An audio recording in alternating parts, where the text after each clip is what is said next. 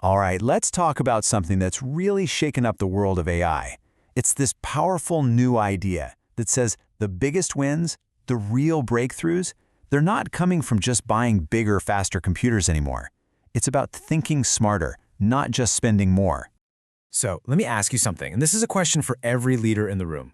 What if you could double your AI performance without buying a single new piece of hardware? I know, it sounds almost impossible, right? But stick with me, because that's exactly what we're going to dig into. It's the core of a huge strategic shift that's happening right now. You know, for decades, the rulebook was super simple. It was all about Moore's Law. If you wanted to go faster, you bought faster chips. It was predictable, sure, but man, was it expensive. And lately, that whole game has been slowing down. But now there's a new way of thinking called Williams' Law, and it completely flips the script. It says the real magic, the crazy exponential gains, they come from software, from smarter algorithms that can squeeze unbelievable performance out of the hardware you've already paid for. Let's be real for a second. The free lunch we all got from hardware for so long, that's over. For years, we could just sit back and wait for the next shiny new chip to solve all our problems. But that's not happening anymore. The improvements are getting tinier, the costs are skyrocketing, and we're literally hitting the limits of physics. So if your whole strategy is just buy more hardware, you're going to get left behind. It's just not sustainable. Okay, so what is Williams' Law exactly? Let's break it down. Basically, it says that making your software smarter, with better models, better code, gives you these huge compounding exponential gains on the hardware you already have. On the flip side, just buying faster hardware while your software stays the same, that only gives you a straight linear boost. Think of it like this. Doubling your hardware speed gets you double the performance, but a clever software update, that could get you 10, 20, even 100 times the performance. It's a whole different ballgame. So if there's one thing you remember today, make it this. Hardware adds, software multiplies. It's that simple. And that is the huge mental shift we all need to make. Okay, I know what you might be thinking. This sounds great in theory, but does it actually work? Well, I'm glad you asked. This is not just some academic idea.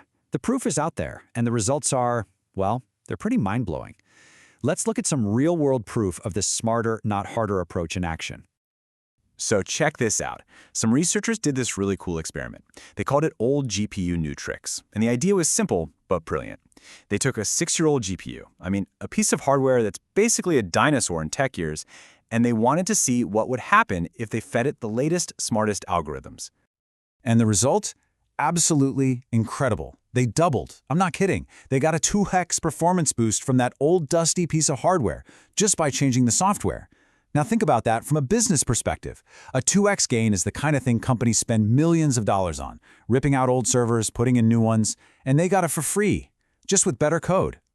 And here are the raw numbers, just to drive it home. The old 2016 algorithm could chew through about 800 images a second, pretty good for its time. But the new modern algorithm, it processed over 1,600 images a second, on the exact same chip, using the same amount of electricity. That's more than double the output for zero extra hardware cost. And this isn't some one-off fluke. This pattern is everywhere you look. Getting the same results on the famous ImageNet benchmark, it now takes 44 times less compute power than it did back in 2012, all thanks to software. A brand new algorithm just made language models 13 times more efficient. Poof, just like that. And then you have AlphaFold 2, which solved one of the biggest problems in biology, not by building a bigger supercomputer, but by writing unbelievably clever software. The evidence is just overwhelming. The real action is in the algorithm. Okay, so this is all really cool, right? But now for the million-dollar question. So what? What does this actually mean for your business, for your bottom line? Let's talk about how you can take this idea and turn it into a real, actionable playbook. This chart really lays it all out. The old playbook, it was all about buying hardware. Your R&D focus was on getting the next big thing. Your budget was just a giant capital expense for new chips. And your competitive edge, well, it was who had the biggest, baddest computer. The new playbook, the Williams' Law playbook, is completely different. Your focus is now on talent, finding people who can create these amazing algorithms. Your budget is a balanced investment in software R&D, and your edge, it comes from owning the smartest algorithms, not the biggest machines.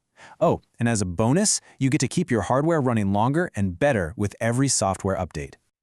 So how do you actually do this? It boils down to 3 big moves.